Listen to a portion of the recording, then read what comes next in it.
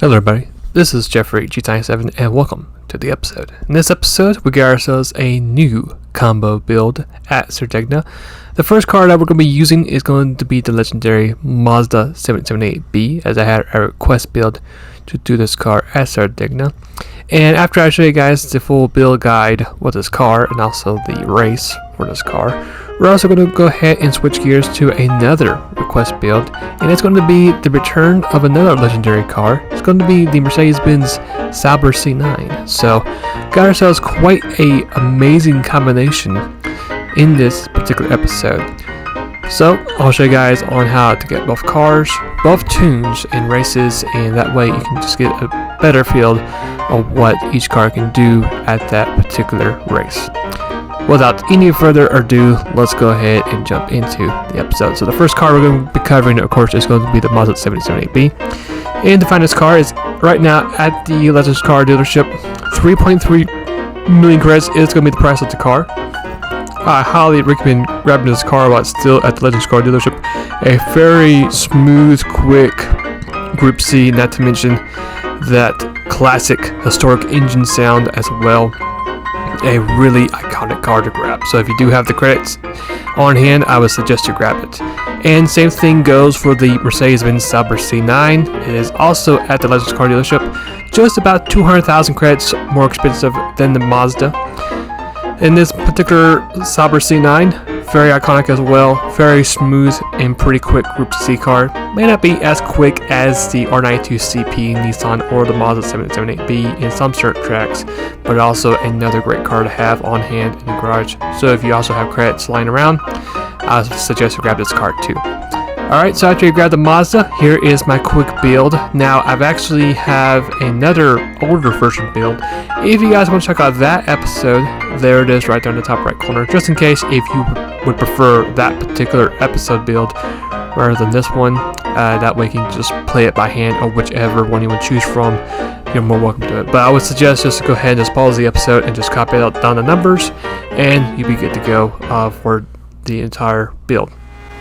As we get ready for this race, we are going to be mainly in field map 1 for this whole entire race. Now we will have to eventually switch to a different field map setting once we get closer into our pit road strategy. But for right now, we're going to be in map 1, and I would say the car does feel very smooth. It has a really good flow, really great acceleration, pretty lightweight as well, giving us a really good chance to maneuver around the corners very effectively. And not to mention, but since our car is also lightweight, we also have a very, very strong engine that's going to really give us a lot of power on the straights.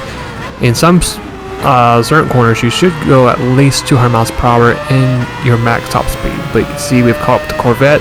We caught up with this train right in front of us very quickly, about to be in the top 10 with less than a minute, already bypassing us. As we get to this corner, we're going to brake right at the right time, get ourselves a very smooth, easy apex. Don't want to over correct the car or don't want to go throttle too early, otherwise the car will spin out. We get such a very effective couple corners, and then we're going past the Duo Supras right there, moving ourselves to P4. So a very quick, very effective first lap for us. As we get to that left hairpin, we're going to be right behind the clutches of the GTR. So like I said before, a very smooth, quick, very fast first lap for us. The AI are set to hard mode as well. So hopefully doing this, you should have some clean air once you do get the lead for a couple laps before you actually do catch up with the traffic again. First lap, we're in P3, but you can see we're catching the guy in second place very quickly as we're going to cap right at 206 miles per hour before we actually do break into the first corner. And the handling of this car was very smooth from green flag to the end of the race. Got ourselves P2 easily. Later on lap number 2, a couple of corners later, we actually did find ourselves right behind the rear wing of the Viper. We're actually going to go ahead and send it through the corner, and we actually do have the preferred line. Going to grab that lead away from the Viper, and from that point on, we never looked back and basically dropped the hammer. Let's go ahead now, fast forward to lap 4. It's going to be our hot lap for this car. I'll let you guys quickly watch this hot lap, and then I'll see you guys when we get to our pit stop.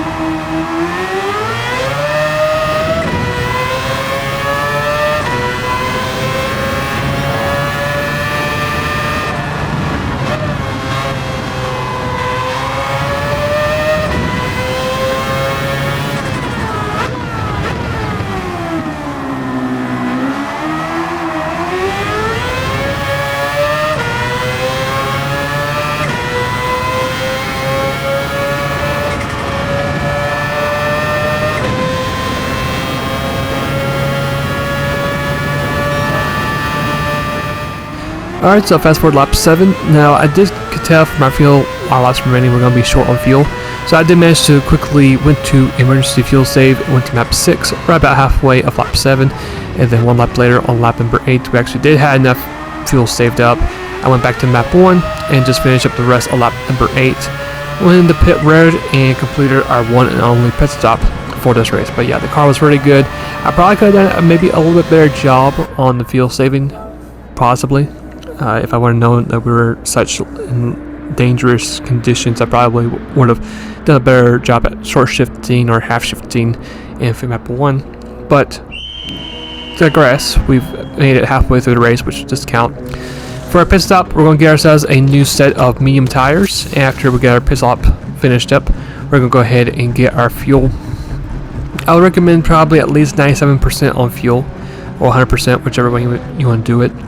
That way, whenever you do start your next stint, you'll have some extra fuel to burn since you'll be on map 1. As we finish up the rest of the race, this particular run was a little bit slower than my previous run, but other than that, we were very close within the 22-minute range, which I thought was pretty good overall. And it just seems like that this car right now should be the car to choose for this race. I could just tell just the way how it drives, the way it handles, the speed. It's just all those perfect things you need for this track is all together for you need for a car. So 23:01 is what I did for this particular run. My personal best is 22:56 from the latest updates we've had received in the game. Got ourselves that clean race bonus, and that's going to be it for race number 1. So on now race number 2 with the Mercedes-Benz C9 Sauber. The only thing you can see differently is, in fact, I have racing hard tires. Instead of mediums, we're going to do hards.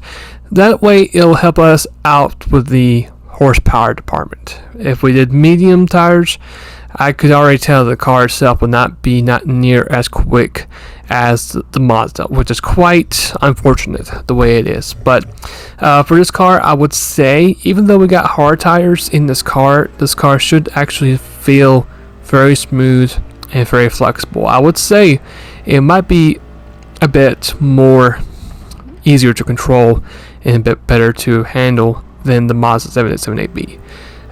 Just the way how it actually does turn the corners, and it just has a really nice flow from one corner to the other, one corner to the next corner. It just has a very natural, smooth flow motion in these turns.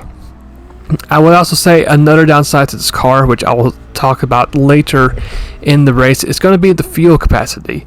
Your fuel capacity is not going to be not near as much as the Mazda, unfortunately, so you actually will have to start in this race probably map 2, map 3, depending how much you really stretch out that engine that burns that fuel. I would recommend at least map 3 should be the quota for this particular race. If you did map 1, you're going to burn a lot more fuel, and unfortunately, if you do stay on that map, you will probably have to pit at least twice just for the fuel itself. But as you can see, the car not near as quick as the Mazda, but still getting the job done.